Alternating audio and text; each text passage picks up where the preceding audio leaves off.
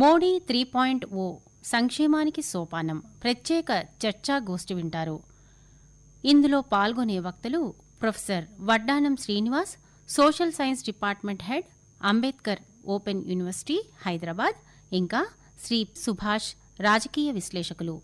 అనుసంధానకర్త ప్రాంతీయ వార్తా విభాగం అధిపతి శ్రీ ఎం శ్రీనివాస్ మహేష్, ఐఐఎస్. ఈ కార్యక్రమం ఆకాశవాణి హైదరాబాద్ కేంద్ర ప్రాంతీయ విభాగ సమర్పణ. అందరికీ నమస్కారం. మోదీ 3.0 సంక్షేమానికి సోపానం అనే అంశంపై ఆకాశవాణి వార్తా విభాగం ఆధ్వర్యంలో నిర్వహిస్తున్న చర్చాగోష్ఠికి స్వాగతం. గౌరవ ప్రధానమంత్రి నరేంద్ర మోదీ నాయకత్వంలో కేంద్ర ప్రభుత్వం సెప్టెంబర్ 17 నాటికి వరుసగా మూడోసారి అధికారంలోకి వచ్చి 100 రోజులు పూర్తి చేసుకుంది. సబ్కా వికాస్ ప్రధానమంత్రి మోదీ పాలనకు పునాదిగా రోడ్లు, రైల్వేలు, ఓడరేవులు, విమానయానం, గ్రామీణ వికాసం మరియు మహిళా సాధికారతలపై ప్రత్యేక దృష్టి సారించి మొదటి 100 రోజుల్లో 3 ట్రిలియన్ల విలువైన ప్రాజెక్టులు ఆమోదింపబడ్డాయి. వసుధైవ కుటుంబం స్ఫూర్తితో ఒకే భూమి, ఒకే కుటుంబం, ఒకే భవిష్యత్తు అనే లక్ష్యంతో భారత సమాజ హితం కోసం తీసుకుంటున్న సంస్కరణలు ప్రపంచ దేశాలకు మార్గదర్శకంగా నిలుస్తున్నాయి. ప్రధానమంత్రిగా బాధ్యతలు స్వీకరించి దశాబ్ద కాలం పూర్తి చేసుకున్న మోదీ భారత్ అన్ని రంగాల్లో గణనీయమైన పురోభివృద్ధిని సాధించడానికి విశేషమైన కృషి చేస్తున్నారు. విద్య, ఉద్యోగ, ఉపాధి కల్పన, పారిశ్రామిక, వ్యవసాయ, వాణిజ్య, విదేశీ వ్యవహారాలు, మౌలిక వస్తువుల కల్పన, శాస్త్ర సాంకేతిక రంగాలు, ఇలా ఏ రంగంలో చూసినా ప్రగతి కనబడుతుంది. ప్రపంచంలోనే 5వ అతిపెద్ద ఆర్థిక వ్యవస్థగా భారత్ అవతరించడం ప్రతి భారతీయుడు గర్వించదగ్గ విషయం. ఈనాటి చర్చాగోష్ఠిలో భారత ప్రగతి ప్రస్థానాన్ని సమగ్రంగా విశ్లేషించడానికి ఇద్దరు ప్రముఖ వక్తలు మన ఆకాశవాణి స్టూడియోలో మనతో ఉన్నారు. నమస్కారం అండి. నమస్కారం. ఈ చర్చలో పాల్గొంటున్న వారు ముందుగా ఎన్వి సుభాష్ గారు, భారత ప్రధానమంత్రి దివంగత పివి నరసింహారావు గారి మనవడిగా అందరికీ సుపరిచితులు. విద్యావేత్తగా, సామాజికవేత్తగా, పారిశ్రామికవేత్తగా, రాజకీయ విశ్లేషకుడిగా సుభాష్ గారు తనకంటూ ఒక ప్రత్యేక స్థానాన్ని సంపాదించుకున్నారు. ఆయా రంగాల్లో 3 దశాబ్దాలకు పైగా సేవలు అందిస్తున్న ఆయన మైసూరు విశ్వవిద్యాలయం నుంచి బీటెక్ సివిల్ ఇంజనీరింగ్ చేసి వెయినే స్టేట్ యూనివర్సిటీ, మిచిగాన్ యుఎస్లో ఎంఎస్ పూర్తి చేశారు. పలు కార్పొరేట్ సంస్థలకు డైరెక్టర్గా, ప్రముఖ సంస్థలకు గౌరవ సభ్యునిగా సేవలు అందించిన Subhash garu Australia, Belgium, France, Hong Kong, Italy, Japan, Singapore, UAE, USA వంటి దేశాల్లో పర్యటించి భిన్న సంస్కృతులు, అంతర్జాతీయ దృక్కోణం తదితర అంశాలను అధ్యయనం చేశారు. అట్లాగే మన రెండో వక్త ఆచార్య శ్రీనివాసరావు గారు వద్దనం గారు 24 ఏళ్ళకి పైగా బోధనా అనుభవం ఉన్న శ్రీనివాసరావు గారు history, education, special education and philosophy రంగాల్లో అపారమైన అనుభవం ఉంది. 17 ఏళ్ల పరిశోధన అనుభవం ఉన్న ఈయన పలు పుస్తకాలు రాశారు. వివిధ జర్నల్స్లో 60కి పైగా ఆర్టికల్స్ ప్రచురించబడ్డాయి. పలు పిహెచ్డి, ఎంఫిల్కు గైడ్గా ఉన్న శ్రీనివాస్ గారు పలు అంతర్జాతీయ, జాతీయ సదస్సుల్లో పాల్గొన్నారు. MA history, MA philosophy, MCJ చేసి ఉస్మానియా విశ్వవిద్యాలయం నుంచి డాక్టరేట్ పట్టా పొందారు. Media and Telangana, armed struggle, Hyderabad state, gleanings from polity, society and culture వంటి పుస్తకాలు రాసిన శ్రీనివాస్ గారు ప్రస్తుతం డాక్టర్ బిఆర్ అంబేద్కర్ ఓపెన్ యూనివర్సిటీలో హిస్టరీ ప్రొఫెసర్గా పనిచేస్తున్నారు. అట్లాగే ఆయన ఈసారి ప్రతిష్టాత్మకమైన తెలంగాణ ప్రభుత్వం ఇచ్చే బెస్ట్ టీచర్ అవార్డుని ఈసారి ఆయనకి ఇవ్వడం జరిగింది. అలాగే తెలంగాణ గవర్నమెంట్ ఆయన్ని ఈ సందర్భంగా ఘనంగా సత్కరించింది. నమస్కారం అండి శ్రీనివాస్ గారు. నమస్కారం. ముందుగా ఈ చర్చలో భాగంగా మనం దేశానికి వెన్నెముక లాంటి రైతాంగం కోసం ప్రారంభించిన కిసాన్ సమ్మాన్ నిధి, ఫసల్ బీమా యోజన, కిసాన్ క్రెడిట్ కార్డ్ వంటి పథకాలు వారి అభ్యున్నతికి ఏ విధంగా చేయూతనిస్తాయని మీరు భావిస్తున్నారు? నమస్కారం అండి. Thank you very much. ఇప్పుడు ముఖ్యంగా మనం భారతదేశంలో గత 50 సంవత్సరాలుగా మనం వ్యవసాయ రంగంలో ఉన్న అనేక మార్పుల్ని ప్రత్యక్షంగా, పరోక్షంగా చూస్తున్నాం. ఈ వ్యవసాయ రంగంలో నార్మన్ బోర్లాగ్ పెట్టిన హరిత విప్లవం ద్వారా ఆకలిని తీర్చడానికి కొన్ని ప్రభుత్వాలు గతంలో ప్రయత్నం చేస్తే, ఈనాడు రైతుల యొక్క జీవన ప్రమాణ స్థాయిని పెంచడం కోసం వాళ్ళ ఆర్థికంగా, సామాజికంగా వారి జీవన ప్రమాణ స్థాయిని పెంచే విధంగా ప్రభుత్వాలు తమ కార్యక్రమాలను నిర్వహిస్తున్నాయి. ఇప్పుడు ముఖ్యంగా రైతులు ఎదుర్కొనే ప్రధాన సమస్యలలో ఒక పెట్టుబడి అనేది ఒక పెద్ద సమస్య. ఈ న్యాచురల్ కాలమిటీస్, ప్రకృతి వైపరీత్యాలతోటి ఎక్కువగా ఇబ్బందులు పడుతున్న వాళ్ళు ఎవరైనా ఉన్నారంటే వాళ్ళు ముఖ్యంగా ప్రధానంగా రైతులే. ఈ జాతీయ స్థాయిలో మనం గమనిస్తే ఉత్తర భారతదేశంలో ఉన్న వాతావరణ పరిస్థితులకు, దక్షిణ భారతదేశంలో ఉన్న వాతావరణ పరిస్థితులకు, ఈశాన్య భారతానికి పశ్చిమ భారతానికి మధ్యలో అనేక రకాల తేడాలు ఉన్నాయి. వీటన్నిటినీ మనం గమనంలోకి తీసుకుంటే కేంద్ర ప్రభుత్వం రైతులని ఆదుకోవాల్సిన పరిస్థితి ఉంది. రైతులకు ఒక మోరల్ సపోర్ట్, నైతికంగా ఆర్థికంగా వాళ్లకు మద్దతు ఇవ్వాల్సిన అవసరం ఉంది. ఆ సాంకేతిక పరిజ్ఞానాన్ని అందించాల్సిన అవసరం ఉంది. ఈ సాంకేతిక పరిజ్ఞానాన్ని అందించే క్రమంలోనే మీరు ఇప్పుడు చెప్పిన ఈ 17వ instalment prime minister Kisan Samman Nidhi కింద దాదాపు 20,000 కోట్ల రూపాయలు 9 కోట్ల పైన 9.3 కోట్ల మంది రైతులకు కేంద్ర ప్రభుత్వం అందించింది ఇటీవల 17వ విడత కింద. ఈ కేంద్ర ప్రభుత్వం ఇచ్చిన ఈ డబ్బులు ఏమవుతున్నాయో వాళ్ళు వ్యవసాయానికి, కొత్త పంటలు వేసుకోవడానికి, వాళ్ళకి సంబంధించిన పెట్టుబడులకు గొప్పగా ఉపయోగపడే అవకాశం ఉంటుంది. అదేవిధంగా ఇప్పుడు రైతులు, మీరు ఇంకొక మాట కూడా చెప్పారు, minimum support price kharif crops కూడా కేంద్ర ప్రభుత్వం పెంచడానికి ప్రయత్నం పెంచింది. ఇంకా ఈ ఆనియన్స్ లాంటివి, ఉల్లిపాయలు, బాస్మతి రైస్ వాటికి ఈ ఎక్స్పోర్ట్ ప్రైస్, మినిమం ఎక్స్పోర్ట్ ప్రైస్ని కూడా తీసేయడం జరిగింది. ఇట్లా అనేక రకాలుగా కేంద్ర ప్రభుత్వం రైతుల అభ్యున్నతి కోసం ప్రయత్నాలు చేస్తూ ఉంది. ఈ సోర్సెస్ అంటే వీటికి దాదాపు 2 లక్షల మంది అప్రాక్సిమేట్లీ రైతులు ప్రత్యక్షంగా, దాదాపు 12 కోట్ల మంది రైతులు పరోక్షంగా ఈ కేంద్ర ప్రభుత్వ కార్యవల్ల వల్ల లబ్ధి పొందే అవకాశం ఉంటుంది. అట్లాగేనండి, మనకి ఇందులో భాగంగానే రైతుల సంక్షేమమే ప్రధాన ధ్యేయంగా ఆయన ప్రయారిటీ ఐటమ్స్లో గత 10 ఏళ్ల పాలనలోనూ అట్లా ఈ 100 రోజుల పాలనలో కూడా స్పష్టంగా ఇది కనబడుతున్నది. అయితే అభివృద్ధి, సంక్షేమం, మౌలిక సదుపాయాల కల్పన కోసం మోదీ 3.0లో భాగంగా ఎటువంటి సంస్కరణలు చేపట్టారని మీరు భావిస్తున్నారండి? ముఖ్యంగా ఈ 100 రోజుల పాలనని మీరు గమనిస్తే ప్రధానమంత్రి గారు తీసుకున్న ప్రధాన నిర్ణయాలు మౌలిక వసతులకు సంబంధించి. మౌలిక వసతులలో కూడా వాళ్ళ ప్రభుత్వం తీసుకున్న ప్రయారిటీస్ని ప్రత్యక్షంగా ప్రజల యొక్క జీవన ప్రమాణ స్థాయిలు పెంచడానికి ఏమేం కావాలంటే ముఖ్యంగా రోడ్లు కావాలి, రైల్వేలు కావాలి, పోర్ట్స్ కావాలి. ఇవి బేసిక్ మౌలిక వసతులు. దాంతో వచ్చే లాభాలు ఏంటంటే ఎంప్లాయ్మెంట్ జనరేట్ అవుతుంది, కొత్తగా ఉద్యోగాల కల్పన జరుగుతుంది, మూమెంట్ పెరుగుతుంది. ఒక ప్రాంతం నుంచి ఇంకో ప్రాంతానికి వ్యవసాయం ఉత్పత్తులు కావచ్చు, అవి ఇండస్ట్రియల్ ఉత్పత్తులు కావచ్చు, ఏదైనా సరే ఒక మూమెంట్, ప్రజల మూమెంట్ పెరిగినప్పుడు ఆటోమేటిక్గా వ్యాపార రంగంలో అభ్యున్నతికి, అభివృద్ధికి అవకాశం ఏర్పడుతుంది. ఇట్లా ఆలోచించినప్పుడు కేంద్ర ప్రభుత్వము దాదాపు ఈ రోడ్లకు, రైల్వేలకు, పోర్ట్స్లకు 15,000 కోట్ల రూపాయలు పెద్ద మొత్తంలో ఈ 100 రోజులలోనే దానికి ఖర్చు పెట్టడానికి నిర్ణయించడం జరిగింది. ఇందులో భాగంగా మెట్రో రైలు తీసుకోండి, లేకపోతే జనరల్ రైలు బోగీల పెంచడం, ఇన్ఫ్రాస్ట్రక్చర్ కావచ్చు, కొత్త రైల్వే లైన్లు వేసుకోవడం కావచ్చు, మెట్రో కొత్త ప్రాంతాలకు విస్తరించడం కావచ్చు. ఇంకా ముఖ్యంగా మహారాష్ట్రలో వాధవాన్ అని ఒక పోర్టు కేంద్ర ప్రభుత్వం ప్రారంభించింది. అది ప్రపంచంలోనే ఒక గొప్ప 10 పోర్ట్లలో ఒకటిగా ఉండబోతుంది. దానికి దాదాపు 76,200 కోట్ల రూపాయలు కేంద్ర ప్రభుత్వం కేటాయించింది. మహారాష్ట్రలోనే అది రాబోతుంది.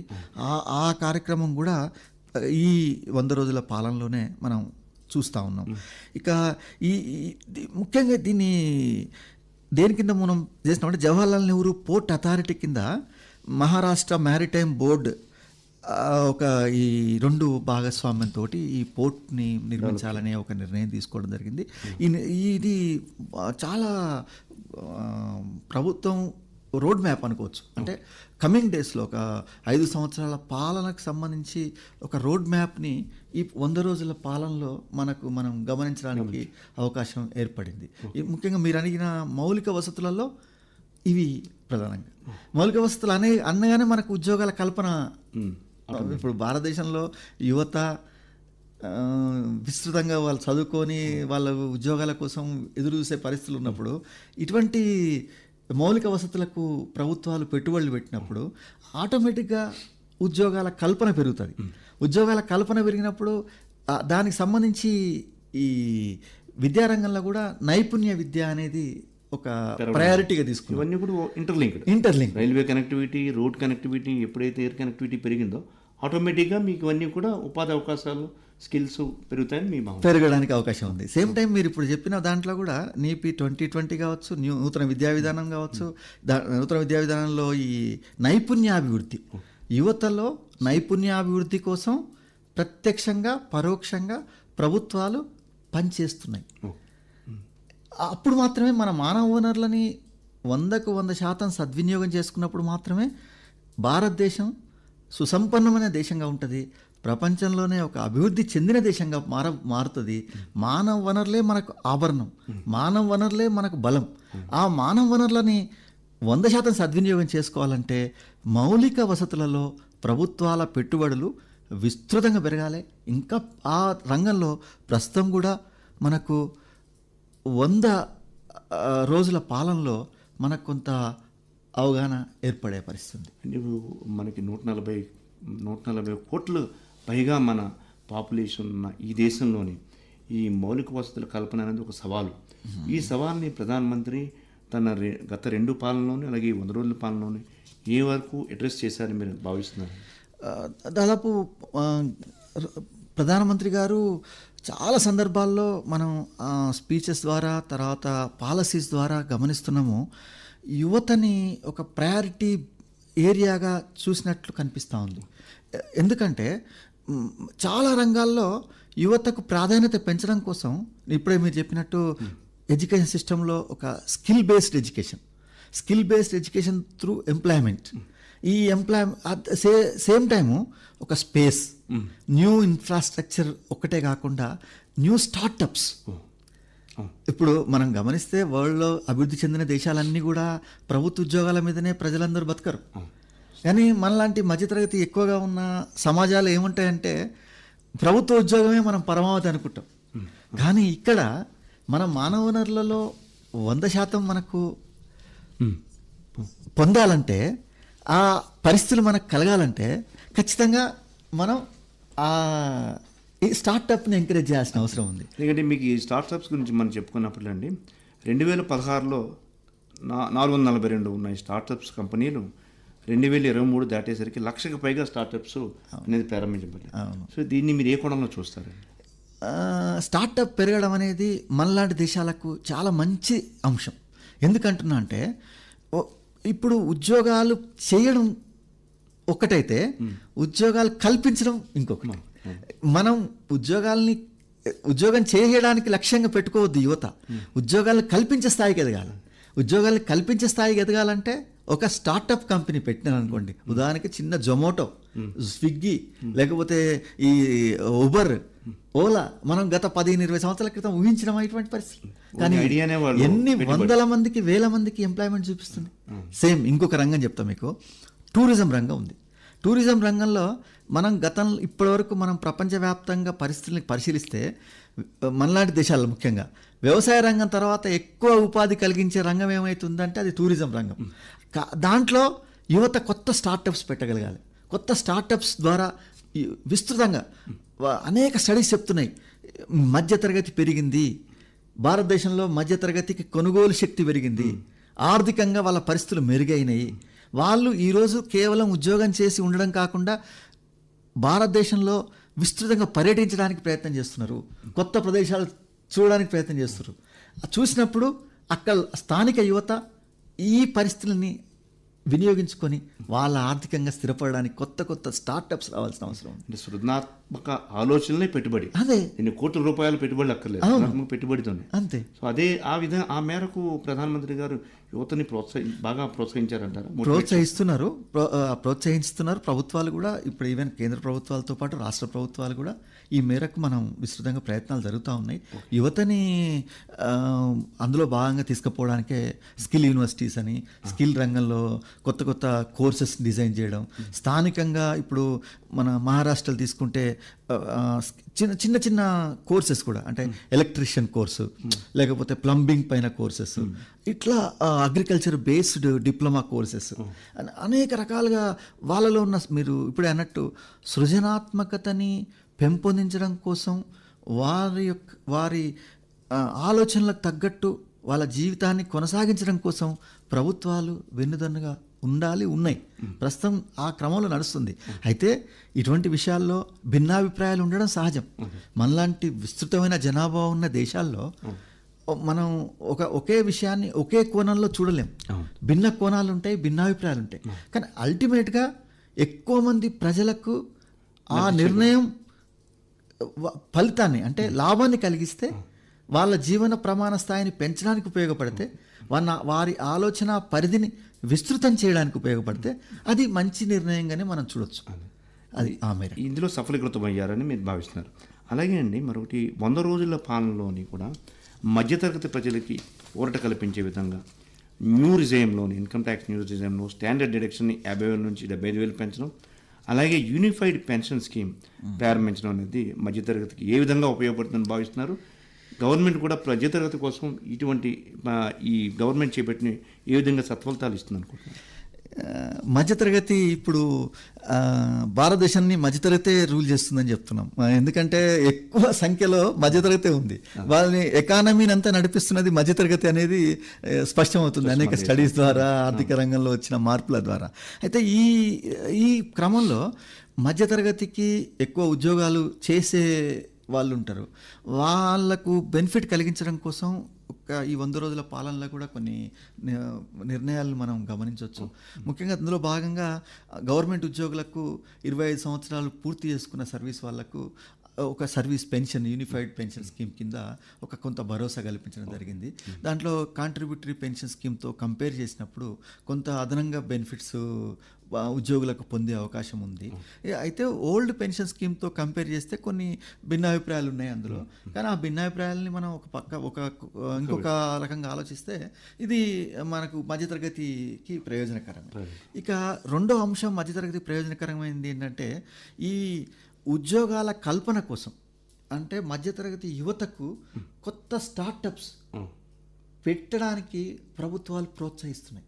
ముఖ్యంగా గిరిజనుల కోసం కార్యక్రమాలు, సోలార్ ఎనర్జీ కోసం పూర్తి స్థాయిలో వినియోగించుకోవడం కోసం కొన్ని కార్యక్రమాలు, అదేవిధంగా ఈ ఇండస్ట్రియల్ సెక్టార్ని, ఇప్పుడు మౌలిక వసతులని మనం అనుకున్నాం కదా, దాంట్లో కొత్త స్టార్టప్స్ ద్వారా మ్యానుఫ్యాక్చరింగ్ రంగాన్ని అభివృద్ధి చేయడం కోసం కూడా ప్రభుత్వాలు పనిచేస్తున్నాయి. అంటే మౌలిక వసతులు అనేటి ఇంతకుముందే అనుకున్నట్టు ఉద్యోగాల కల్పనకు ఉపయోగపడతాయి.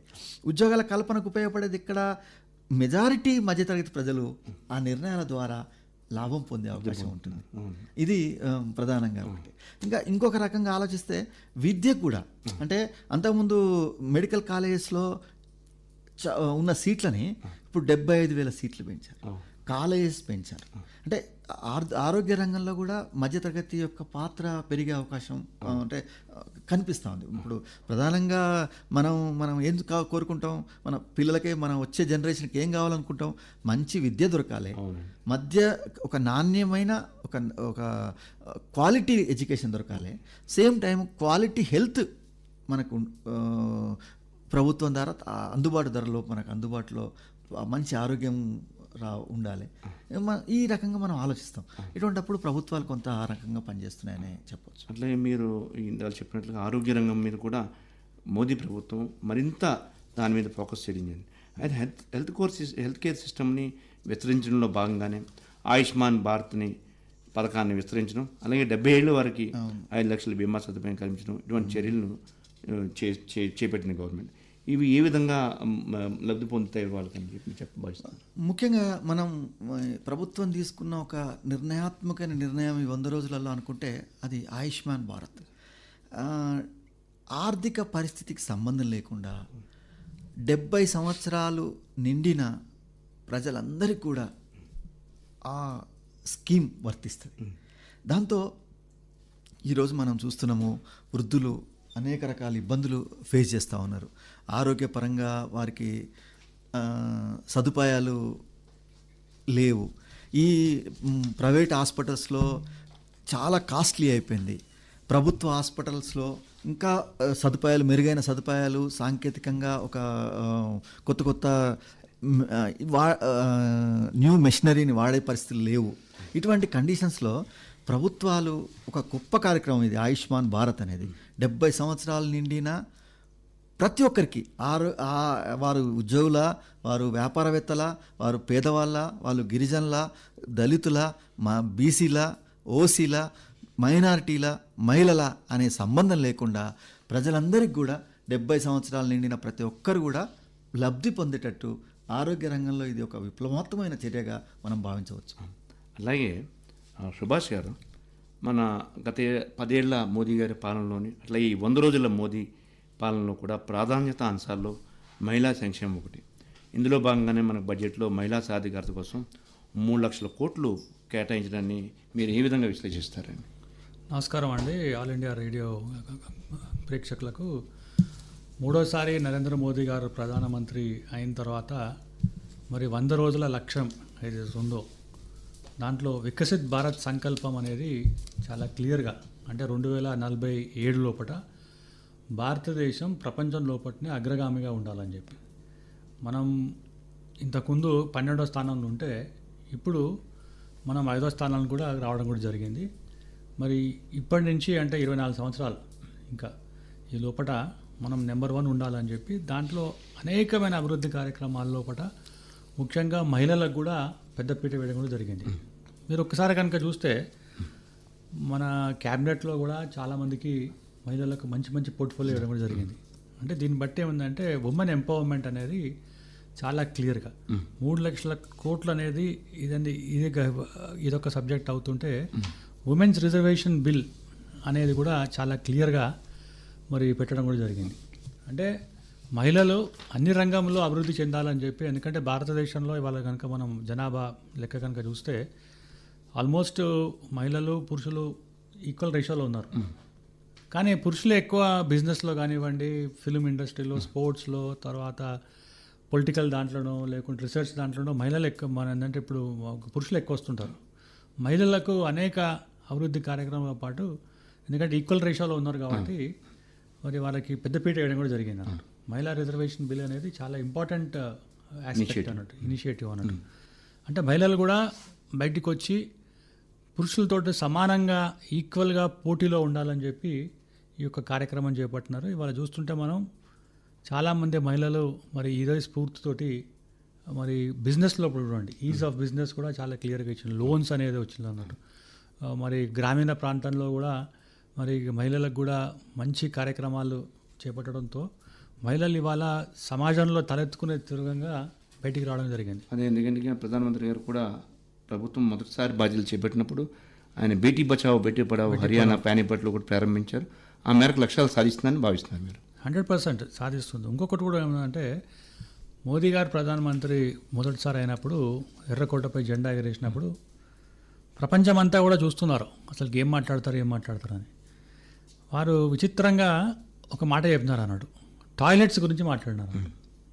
టాయిలెట్స్ ఇదేంటి మోదీ గారు ప్రధానమంత్రి ఉండి మరి టాయిలెట్ల గురించి మాట్లాడుతున్నారు అంటే, టాయిలెట్లు కాదు ఇజ్జత్ గారు అని చెప్పి గ్రామీణ ప్రాంతాల్లో మహిళా గౌరవాన్ని మన గ్రామీణ ప్రాంతాల్లో టాయిలెట్కి వెళ్ళాలంటే మరి అటువంటి వసతులు లేవు. సో ప్రతి గ్రామంలో అంటే ప్రతి ఒక్క ఇంట్లో కూడా 12,000 రూపాయలు మరి ఆర్థికంగా వారికి సహాయం చేసి మహిళల మన వాడికి ఏంటంటే ఇజ్జత్ గర్ అనే దాని మీద టాయిలెట్లు అనేది, ఎందుకంటే టాయిలెట్లతో చాలా ప్రాబ్లమ్స్ వస్తుంటాయి బయట కనుక పోతే. సో మన ఆరోగ్యపరంగా ఇంకా వేరే పని. సో వాటితో పాటు ఇవాళ 10 సంవత్సరాల్లో చూస్తుందంటే మహిళలకు పెద్దపీట వేసిన అనేది ఎటువంటి సంకోచం కూడా లేదు. 3 లక్షల కోట్ల రూపాయలు అంటే అది ఆషామాషి కాదు అన్నట్టు. అంటే అవన్నీ ప్రతి రాష్ట్రం కూడా ఖర్చు పెట్టాలి మహిళలకు. ఇంకా వారికి సెక్యూరిటీ సిస్టమ్స్లో సైబర్ సెక్యూరిటీ మధ్యన చూస్తున్నాం మనం. మహిళల మీద భద్రత మీద ప్రధానంగా అంశం పెట్టినారు. మొన్న ఎర్రకోట పైన కూడా ఇదే విషయాన్ని కూడా మాట్లాడినారు. ఒక్కనించారు అంటే ఒక మోటివేషన్, ఒక స్పిరిట్, మాకు ఒక పెద్దన్నతరిగా ఉండే విధంగా మోదీ గారు ముందుకెళ్తున్నారని చెప్పి మనం అందరం కూడా భావించాల్సిన అవసరం ఉంది. సార్ అంటే మీరు చెప్పినట్లుగా మహిళా సాధికారత, అట్లాగే స్వచ్ఛ భారత్ కింద ఇండివిజువల్ టాయిలెట్స్ కట్టాలన్నది, ఇవన్నీ కూడా విప్లవాత్మకమైన మార్పులు ముఖ్యంగా గ్రామీణ ప్రాంతాల్లో కూడా తీసుకురావడం జరిగింది. అయితే ఇవన్నీ కూడా వికసిత్ భారత్ లక్ష్యానికి ఈ పాలన ఏ విధంగా దోహదపడుతుందని మీరు అనుకుంటున్నారు? ఇప్పుడు ఒకటండి, ఇప్పుడు మనం ఏం చేస్తున్నామంటే చాలా క్లియర్గా అంటే ఒకటే సబ్జెక్ట్ మీద మాట్లాడుతుంటాం ఇప్పుడు. కానీ భారతదేశంలో అనేకమైన సంస్థలు ఉన్నాయి, తర్వాత వర్గాలు ఉన్నాయి, తర్వాత భాష ఉంది, తర్వాత రాష్ట్రాలు ఉంది. అంటే సర్వస్పర్శి సర్వప్రాప్తి అన్నట్టు ప్రతి ఒక్కరికి అంటే అందరినీ కూడా అందులో ఏంటంటే కలుపుకొని పోయేటందుకు. అంటే వికసిత్ భారత్ అంటే మనం ఏదో ఒక్కరికొరు ఉండదు, అంటే ఇన్ఫ్రాస్ట్రక్చర్ డెవలప్మెంట్ మీద కనుక మనం చేస్తే అది కాదు. ప్రతి ఒక్కరిని, సమాజంలో ఉన్న ప్రతి ఒక్కరికి అసలు వికాస్ అన్నట్టు every person in this country is been motivated. అంటే ఇవాళ వచ్చిన కార్యక్రమాలు చూడండి, ఇవాళ ప్రతి ఒక్కరికి సమాజంలో ఉన్న ఏదో ఒక రకంగా ఆర్టిస్టన్స్ కానివ్వండి, స్పోర్ట్స్ కానివ్వండి, ఫిలిం కానివ్వండి, ప్రతి దాంట్లో కూడా ప్రతి ఒక్కరికి దీంట్లో ఒక భాగస్వాములు చేయడానికి మోదీ గారు చేపట్టిన అభివృద్ధి కార్యక్రమాల్లో ప్రతి ఒక్కరికి ఇలా బెనిఫిట్ కావాలని చెప్పి, తద్వారా మనం 2047 2047 వరకు 100 సంవత్సరాలు పూర్తవుతుంది. మనకు స్వాతంత్రం వచ్చి మనకు 100 సంవత్సరాలు పూర్తవుతుంది అన్నమాట. అంటే 100 సంవత్సరాల్లో మనం ఏం అచీవ్మెంట్ చేసినామంటే, ఈ 100 సంవత్సరాల్లో మనం ఈ యొక్క 10 సంవత్సరాలు అంటే 10 అంటే ఇవాటి నుంచి కనుక మొదలు పెడితే మనం వచ్చే 47 సంవత్సరాలు అంటే మనం 100 years ఆఫ్ ఇండిపెండెన్స్ సెలబ్రేషన్ చేసుకుంటున్నప్పుడు ప్రపంచంలో పట్టిన అన్ని వర్గాల్లో, అన్ని రంగాల్లో ప్రతి ఒక్కరు నెంబర్ 1 ఉండాలని చెప్పి ప్రపంచంలో ఒక సంకల్పంలో ఇవాళ మనం ఫౌండేషన్ వేస్తున్నాం. దానికి ఇప్పుడు మీరు చెప్పినట్టు 3 లక్షల కోట్లు కేవలం మహిళా సార్థకం కోసం కానివ్వండి, ఇన్ఫ్రాస్ట్రక్చర్ డెవలప్మెంట్ కానివ్వండి, తర్వాత ప్రతి ఒక్క యాక్టివిటీ ప్రతి ఒక్కటి. ఇప్పుడు ఇంతకుముందు అంటే సార్ చెప్తున్నానంటే మన ఏంటంటే హెల్త్ గురించి, హెల్త్ మనకు చాలా ఇబ్బంది ఉంటుండే ఇంతకుముందు. ఇప్పుడు ఏంటంటే ఆయుష్మాన్ భారత్ 10 లక్షల ఇన్సూరెన్స్ చేసినారు అన్న. దాని ద్వారా ఏంటంటే ఎవరికి కూడా మరి హాస్పిటల్కి పోవాలంటే, కార్పొరేట్ హాస్పిటల్కి పోవాలంటే మెరుగైన వైద్యం అందించినందుకు ఇబ్బంది పడుతుండే అన్నట్టు. ప్రభుత్వ హాస్పిటల్ కూడా చూడండి, ఇవాళ మెడికల్ కాలేజ్ చూడండి, మనకు 175 మెడికల్ కాలేజ్ ఉంటుండే 2014 వరకు. ఇవాళ సుమారు 650 మెడికల్ కాలేజ్ వచ్చినాయి అన్నట్టు. అంటే ప్రతి ఒక్క గ్రామాలు అంటే ప్రతి ఒక్కరికి కూడా వైద్యం అందుబాటులో ఉండాలని చెప్పి మనం అబ్రాడ్కి వెళ్ళినప్పుడు చూస్తాం. మనం చిన్న చిన్న కౌంటీస్లో కూడా అంటే చిన్న చిన్న మండల్స్లో కూడా సూపర్ స్పెషాలిటీ హాస్పిటల్స్ ఉంటాయి, అందుబాటులో ఉంటాయి. అంటే వైద్యం ఎవరికి కూడా అంటే వైద్యం వల్ల ఈ మనిషి చనిపోయినాడు అంటే వైద్యం లేని వల్ల అందకపోవడం వల్ల వారికి ఇబ్బంది అయిందని చెప్పి మనం ఎక్కడ కూడా వినం. కానీ మనం 140 లక్షల కోట్లు అంటే 1.4 బిలియన్ ఇంతమందికి ఇంత పెద్ద ఎత్తున సూపర్ స్పెషాలిటీ హాస్పిటల్స్ నిర్మించాలంటే అది ఒక అంటే బృహత్తరమైన కార్యక్రమం. దాన్ని అందరూ కూడా సహాయ సహకారాలు అందిస్తున్నారు.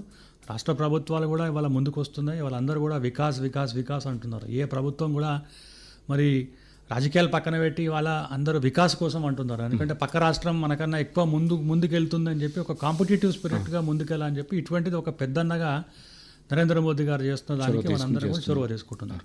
చాలా మంచి అభిప్రాయం అండి.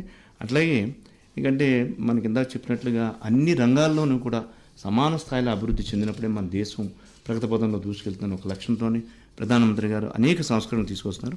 అట్లాగే ఇటీవల కాలంలోని బ్రిటిష్ కాలం నాటి పాత చట్టాలకు చెల్లిచీటీ ప్రకటించి కొత్తగా భారతీయ న్యాయ సంహిత, భారతీయ సాక్ష్య అధినియం, భారతీయ నాగరిక సురక్ష సంహిత చట్టాలను తీసుకురావడాన్ని మీరు వాసు గారు ఏ విధంగా విశ్లేషిస్తారండి? ముఖ్యంగా భారతదేశంలో దాదాపు 200 సంవత్సరాలు పరిపాలించిన బ్రిటిష్ వాళ్ళు వారి వలస పాలనకు కావాల్సిన ప్రయోజనాల కోసమే వాళ్ళు చట్టాలు చేశారు. ఆ చట్టాల్లో భాగంగా ప్రజల యొక్క హక్కుల గురించి వాళ్ళకి సంబంధం లేదు. ప్రజల హక్కుల్ని కాపాడడం వాళ్ళ లక్ష్యం కాదు.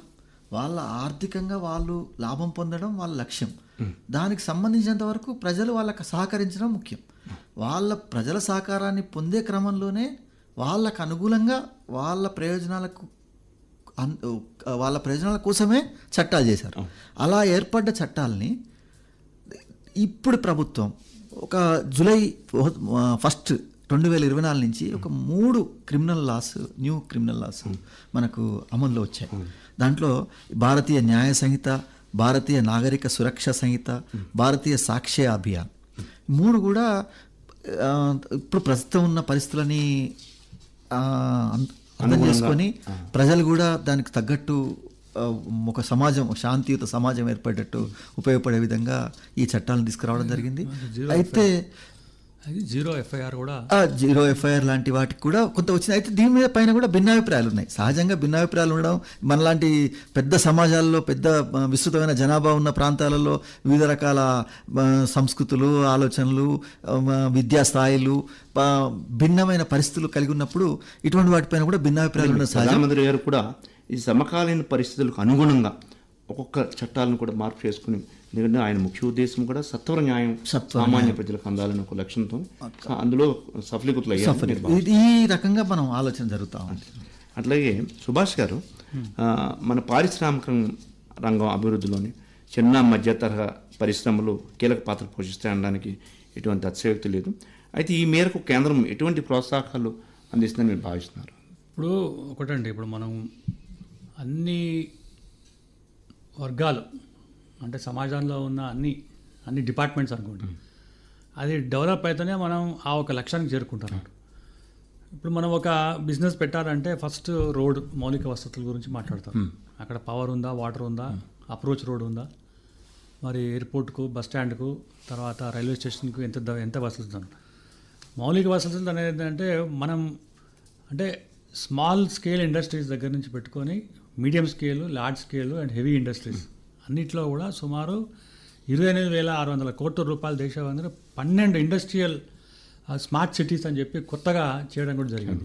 అందులో మనకు జైరాబాద్లో కూడా 2,200 కోట్ల రూపాయలతోటి అంటే ఇండస్ట్రియల్ స్మార్ట్ సిటీస్, అంటే అది సింగిల్ విండో పర్మిషన్స్ అన్నట్టు, అక్కడ ఎవరైనా పెట్టచ్చు అన్నట్టు.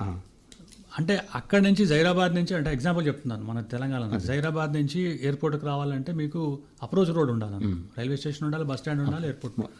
అందులో మనకు ఇవన్నీ కాక కూడా 10,000 కోట్ల రూపాయలు, అంటే ఈ యొక్క ప్రాజెక్ట్ కోసం ఏంటంటే 10,000 కోట్ల రూపాయలు పెట్టుబడి తెలంగాణ లోపల వస్తుంది. దీనివల్ల 1,74,000 కోట్ల, అంటే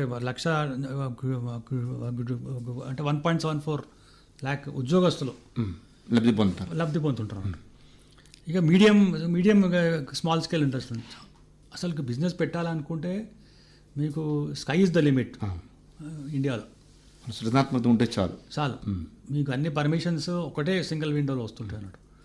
అంటే మనం ఒకప్పుడు మొబైల్ ఫోన్స్ మనం ఇంపోర్ట్ చేసుకునేది, నోకియా అని, లేకుంటే ఇంకా వేరే కంట్రీస్ ఇంపోర్ట్ చేసుకునేది. ఎవ్వరు కూడా ఏంటంటే అసలు ఊహించుకోలేదు అన్నట్టు. మనం ఇవాళ ఏంటంటే 1,40,000 కోట్ల జనాభా ఉంటే మనకి ఇవాళ 80 లక్షల మందికి స్మార్ట్ ఫోన్స్ ఉన్నాయి. 80 లక్షల మంది. ఇదివరకు విదేశాల మీద డిపెండ్ పడే పరిస్థితి పోయి దేశవాళీగా మనం ఇండిజినియస్ ప్రొడక్ట్స్, మనం ఎంత ఫాస్ట్గా గ్రో అయినాం చూడండి. వర్టికల్గా గ్రో అయినాం, హారిజాంటల్ కాదు, వర్టికల్గా గ్రో అయినాం. 1,10,000 మందికి 2 ఫోన్స్ ఉన్నాయి. Technology development. 70 లక్షల మందికి ఏంటంటే ఇంటర్నెట్ ఫెసిలిటీ వాడుతున్నారు. సో ఇవన్నీ చూస్తుంటే అంటే ఇవి ఎవరేంటంటే ఊహించలేదు అన్నట్టు, మనం ఊహించలేదు. ఇంకొక విషయం చెప్తాను, చాలా ఇంట్రెస్టింగ్ విషయం ఏమంటే మనం మొబైల్ ఫోన్స్లో 3rd లార్జెస్ట్ మ్యానుఫ్యాక్చరర్, మనం ఎక్స్పోర్ట్ చేస్తున్నాం మనం. సో ఇటువంటి అంటే విప్లవాత్మకమైన మార్పులు ఏదైతే వస్తుందో, ఏ ప్రభుత్వం వచ్చినా కూడా, మనం ఒక ప్రభుత్వం కాదు, ఏ ప్రభుత్వం వచ్చినా కూడా ఆ ప్రభుత్వం ఈ యొక్క మార్పులు అనేది సహజంగా అడాప్ట్ చేసుకుంటున్నారు, ముందుకెళ్తున్నారు. ఇవాళ మొబైల్ ఫోన్ లేకుండా మనం అసలు బతకలేము. మొబైల్ ఫోన్ లేకుండా మనం అసలు ఎట్లా ఉన్నామని చెప్పి మనం ఆలోచించాల్సిన పరిస్థితి ఉందన్నమాట. అలాగే ప్రతి ఒక్కరికి small scale industries, medium scale అంటే లోన్స్ కూడా, అందులో ఏంటంటే మహిళలకు కూడా ఏంటంటే కొంచెం ఇంట్రెస్ట్ రేట్ కూడా తక్కువ ఉంది అన్నట్టు, 0.25 to 0.5% తక్కువ ఉంటుంది ఇంట్రెస్ట్ అన్నట్టు. అండ్ ప్రతి ఒక్క బ్యాంక్స్ కూడా ఏంటంటే వాళ్ళకు చాలా క్లియర్గా ఇన్స్ట్రక్షన్స్ కూడా ఉన్నాయి, ఏమంటే మీరు ఎంఎస్ఎంఈలో రిజిస్టర్ చేసుకోండి, మీకు సో బెనిఫిట్స్ ఉన్నాయని చెప్పి. అంటే ఎవరైనా కూడా ఒక కాంపిటేటివ్ స్పిరిట్లో కూడా పోవాలని చెప్పి అందరూ మంచిగా ఉండాలని చెప్పి అనుకుంటారు. అందులో ఇండస్ట్రీస్ పెట్టి వాళ్ళ మనం ఒక ఎక్స్పోర్ట్ ఓరియంటెడ్ యూనిట్గా ప్రతి ఒక్కరు కూడా డెవలప్ చేస్తున్నారు. ఇప్పుడు అట్లాగే సుభాష్ గారు, మోదీ గారి ప్రాధాన్యత అంశాల్లో మరొక అంశము ట్రైబల్ అండ్ విలేజ్ డెవలప్మెంట్ కూడా ఉంది. అట్లాగే సుమారు 80,000 కోట్ల రూపాయలతోని మనం చేపడుతున్న జనజాతీయ ఉన్నత గ్రామ అభియాన్ పథకం గ్రామీణ వికాసానికి, అలాగే గిరిజన ప్రాంతాల అభివృద్ధికి ఏ విధంగా దోహదపడుతుందని మీరు భావిస్తున్నారు? తప్పకుండా, ఎందుకంటే ఇవాళ మనకు ఉన్న పరిస్థితుల్లో అంటే ట్రైబల్ దాంట్లో కూడా చాలా మటుకు ఏంటంటే విప్లవాత్మకమైన మార్పులు తీసుకొచ్చినారు అన్నట్టు. ఒక ట్రైబల్ మినిస్ట్రీ అని కూడా పెట్టినారు అన్నట్టు. అండ్ ప్రతి ఒక్క ఏంటంటే రాష్ట్రంలో కూడా ఈ ట్రైబల్ వెల్ఫేర్ డెవలప్మెంట్ బోర్డు పెట్టి అందులో సాఫ్ట్ లోన్స్ ఇచ్చి పరిస్థితి వారిని కూడా ఏంటంటే సమాజంలో వారు కూడా తలెత్తుకొని తిరగటందుకు అనేకమైన అభివృద్ధి కార్యక్రమాలతో పాటు వాళ్ళని కూడా భాగస్వాములు చేయడం అనేది చాలా ఇంపార్టెంట్ అన్నమాట. అంటే ప్రతి ఒక్కరికి కూడా ఇలా సమాజంలో మా వంతు పాత్ర ఉంది. వారిని మనం ట్యాప్ చేసి ట్రైబల్ దాంట్లో కూడా చాలామంది ఏంటంటే చాలా ఇంటెలిజెంట్ పీపుల్ ఉంటారు, ఎఫిషియెంట్ పీపుల్ ఉంటారు. మనం ఎప్పుడు ఏంటంటే ఒక ప్రభుత్వం కూడా ట్యాప్ చేయలేదు అన్నమాట. సో వీటికి ఒక అంటే ఎంకరేజ్మెంట్ అన్నట్టు 80,000 crores అంటే ఇట్స్ నో జోక్స్. దాంట్లో ఏంటంటే ప్రతి ఒక్కరు అంటే అనేకమైన మన అంటే ప్రభుత్వ పరంగా వారికి దోహదపడడంతో పాటు వారిని కూడా మీరు సమాజంలో రావాలి, భాగస్వాములు చేయాలని చెప్పి దాని మీద క్లియర్గా వారికి ఒక అంటే ఇప్పుడు ఒక ఫండ్ అలాట్ చేసి పెట్టడం అనేది చాలా సాహసభరితమైన నిర్ణయం అన్నట్టు. దాన్ని ఏమైందంటే ఒక సంవత్సరం లోపట్నే లేకుంటే 5 సంవత్సరాల లోపట్నే దీన్ని ఏంటంటే కంప్లీట్గా యూజ్ చేసుకోవాలన్నట్టు. తద్వారా వాళ్ళకు కూడా లబ్ధి పొందుతుంది, వారు కూడా సమాజంలో భాగస్వాములే, దేశానికి అంటే ప్రగతి కూడా వాళ్ళు కూడా ముందుకు వస్తారు. అట్లాగే వాసు గారు, ఈ ప్రాధాన్యత అంశాల్లో ప్రధానమంత్రి నరేంద్ర మోదీ గారు యువతకు కూడా ఈ దీంట్లోని భాగస్వామ్యం కల్పించాలనే ఉద్దేశంతో వాళ్ళకి అనేకమైన సంస్థలను తీసుకురావడం జరిగింది. అయితే ఈ 100 రోజుల పాలనలోని వాళ్ళకి ఎటువంటి సహకారం అందించే విధానాలు తీసుకొస్తానని అనుకుంటున్నాను? ప్రధానంగా మనం గమనిస్తే యువత నైపుణ్యాభివృద్ధి అనేది చాలా ప్రధానమైన అంశం. ఇప్పుడు మన విద్యారంగంలో మార్పులు తీసుకురాకపోతే ఆ నైపుణ్యాభివృద్ధిని పెంచడం కష్టంగా ఉంటుంది. అందుకోసం కేంద్ర ప్రభుత్వం తీసుకున్న ప్రధాన నిర్ణయాలలో ఈ మౌలిక వసతుల్లో కూడా విద్యారంగంలో స్కిల్ బేస్డ్ కోర్సెస్ని ఇంట్రడ్యూస్ చేయడము, నూతన విద్యా విధానంలో స్కిల్ బేస్డ్ కోర్సెస్ని భాగం చేయడము, స్థానికంగా ఉన్న యువతని స్థానికంగా ఉన్న ఒక పారిశ్రామిక అభివృద్ధికి అంటే ఫర్ ఎగ్జాంపుల్ పుదాన్ పోచంపల్లి దగ్గర మన దగ్గర ఈ చేనేత పరిశ్రమ ఉధృతంగా ఉన్నదనుకోండి, దాంట్లో ఉన్న ఇండస్ట్రీ టెక్నాలజీని ప్రవేశపెట్టడం, దాన్ని అడ్వాన్స్ చేయడం, దాన్ని ఉపయోగించుకొని దాన్ని గ్లోబల్ లెవెల్కి తీసుకెళ్ళడం, లోకల్ టు గ్లోబల్. ఈ స్థానికంగా వాళ్ళ యువత ఎప్పుడు నైపుణ్యాభివృద్ధి ఉంటే వాళ్ళప్పుడు ఆటోమేటిక్గా గ్లోబల్ స్థాయికి వెళ్ళడానికి అవకాశం ఉంటుంది. దానిపైన ప్రభుత్వం ముఖ్యంగా కేంద్ర ప్రభుత్వం ఈ కార్యక్రమం చేపట్టింది. మంచి ఇనిషియేటివ్. రెండోది ఆల్ యూనివర్సిటీస్లో కూడా ఈ కోర్సెస్ని ప్రవేశపెట్టమని యూజీసీ కూడా దానికి ఒక క్లియర్ నిర్ణయం తీసుకుంది. ఇది ఒక మంచి నిర్ణయమే. యువతని వాళ్ళ యొక్క శక్తి సామర్థ్యాలని పూర్తిగా సద్వినియోగం చేసుకొని వాళ్ళ ఆసక్తి రంగంలో పనిచేయడం ప్రారంభిస్తే ఆటోమేటిక్గా రిజల్ట్స్ బాగుంటాయి. అది మంచి శుభ పరిణామం అండి. అలాగే సుభాష్ గారు, ఇటీవల కాలంలో మనకి వివిధ దేశాలతో ద్వైపాక్షిక సంబంధాలు, స్నేహ బంధాలు బలపడ్డాయనడంలో ఎటువంటి అతిశయోక్తి లేదండి. అయితే మన విదేశీ విధానం ఈ మేరకు ఎంతవరకు దోహదపడిందని మీరు? చాలా ఉంటుందండి. ఎందుకంటే 10 సంవత్సరాల లోపల చూస్తుంటే కొన్ని అంటే దేశాల్లో మనకు డిప్లొమాటిక్ రిలేషన్స్ కూడా లేవు అన్నట్టు. మనకు అంటే 30 సంవత్సరాల కింద ఆనాటి ప్రభుత్వం మన ఇజ్రాయెల్ తోటి మనకు డిప్లొమాటిక్ రిలేషన్స్ ఫస్ట్ టైం ఇప్పుడు 1993 అప్పుడు చేసినట్టు. ఆ తర్వాత మనం ఎప్పుడు డెవలప్ చేయలేదు. ఇవాళ చూస్తుంటే భారతదేశంలో అభివృద్ధి కాకుండా ప్రపంచం లోపట్నే కూడా అన్ని ఛానల్స్లో అన్ని డిప్లొమాటిక్ రిలేషన్స్ అనేది మనకు అసలు కొన్ని దేశాలు అంటే మనకు పేర్లు కూడా తెలియదు చాలామందికి. అక్కడ కూడా మోదీ గారు వెళ్ళి స్నేహబంధం పట్టుకొచ్చినాడు. అంటే ఒకటేమో స్నేహబంధం, ఇంకోటి టెక్నాలజీ ట్రాన్స్ఫర్, ఇంకోటి ఇన్వెస్ట్మెంట్, ఇంకోటి మా దేశ అభివృద్ధి గురించి, మా దేశం గురించి మంచిగా చెప్పడం అనే దాని మీద చాలా క్లియర్గా ఇవాళ విదేశాల్లో కూడా ఎంతోమంది కూడా ఏంటంటే ఇండియా అంటే మోదీ అనే స్టేజ్కి వచ్చింది మనకు. అంటే India it has been open to global. అంటే లోకల్ ఏంటంటే మనం ఎప్పుడు ఏం చేస్తుంటే విదేశీ వస్తువుల మీద వ్యామోహం ఎక్కువ ఉంటుంది. కానీ వాళ్ళు ఉన్న పరిస్థితుల్లో మనం మోదీ గారు వచ్చిన తర్వాత లోకల్ ఫర్ వోకల్ అన్నారు. Local subjects local for vocal, మనం వోకల్ ఎక్కువ ఉండాలి ఫర్ ఏంటంటే లోకల్ ప్రోడక్ట్స్. తర్వాత ఇప్పుడు ఏంటంటే గ్లోబల్ అయిపోయింది. అంటే ప్రపంచంలో ఏ ఒక్క దేశం కూడా లేదు భారతదేశం ఏంటంటే అసలు భారతదేశాన్ని గుర్తించే ఏంటంటే ప్రతి ఒక్కరు కూడా గుర్తించే దాని ఏంటంటే దిశకి వెళ్ళిందంటే గత 10 సంవత్సరాల నుంచి చేసిన కార్యక్రమాల్లో పాటు ఈ భారతదేశంలో అన్నిటికీ వసతులకు ప్రతి దానికి ఏంటంటే ఒక మంచి ప్లాట్ఫామ్ ఉంది. ఆ ప్లాట్ఫామ్ నెక్స్ట్ 20 yearsకు ఎస్టాబ్లిష్ చేసిన ఘనత కూడా ఈ యొక్క ప్రభుత్వానికి దక్కుతుంది. చాలా మంచి అంశాలండి. ఎందుకంటే మోదీ 3.0 సంక్షేమానికి సోపానం అనే ఒక ఈ చర్చాగోష్ఠిలో మన శ్రోతలకి చాలా చక్కటి అంశాల మీద మీరు చాలా విలువైన విషయాల్ని సుభాష్ గారు అట్లాగే డాక్టర్ శ్రీనివాస్ గారు విషయాలు తెలియజేశారు. ఈ అంశాలలో మరిన్ని వచ్చే కాలంలో మరిన్ని 100 రోజుల పాలన మీద మరిన్ని చర్చాగోష్ఠులు మనం ఏర్పాటు చేసుకున్నాం. దీని అందరికీ కూడా ధన్యవాదాలండి. నమస్కారం. థ్యాంక్ యూ అండి. Thank you very much. నమస్కారం. మోడీ 3.0 సంక్షేమానికి సోపానం ప్రత్యేక చర్చాగోష్ఠి విన్నారు.